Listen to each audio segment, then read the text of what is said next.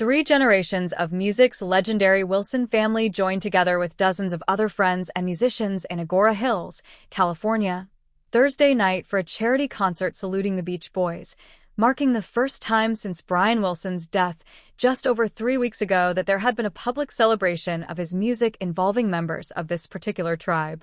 But the timing was somewhat coincidental, since the tribute concert had been in the works for this date since last year, as the annual event put together at the Canyon Club by the tribe. That's the name taken by a collective of LA-based singers and musicians that has put on a show around this time each year going back to 2015, working arm in arm with the Get Together Foundation to raise money for multiple charities.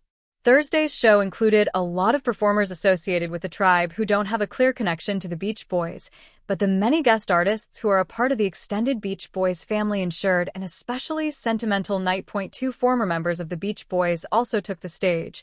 Blondie Chaplin, who sang the hit Sail on Sailor during his tenure with the group in the early 70s, and David Marks, who spent several years in the band during its mid-60s prime and came back around later for reunions. Among the members of Brian Wilson's family on stage during the 28-song show were Carnie Wilson and her daughter Lola Bonfiglio. Marilyn Wilson Rutherford, who is Carnie's mother and Brian Wilson's ex-wife, teamed again with her longtime musical partner Ginger Blake as the duo The Honeys, and Leo Knutson, the son of Wendy Wilson and, of course, the second of Brian's grandchildren to be on stage at the Canyon. "It's very bittersweet for me," said Carnie Wilson backstage. "I mean, we planned this for the last 6 months, but who knew that my daddy would have passed away 3 weeks ago?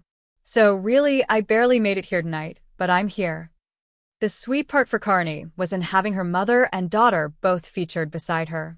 It's very rare. I mean, you can maybe count on one hand the similar musical families that span 3 generations. Like my friends Ricky Nelson's sons, Ozzy and Harriet and Ricky Nelson, and then Gunnar and Matthew. I can't think of too many more.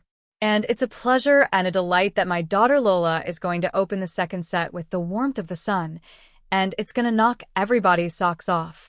She sings anybody in my family under the table.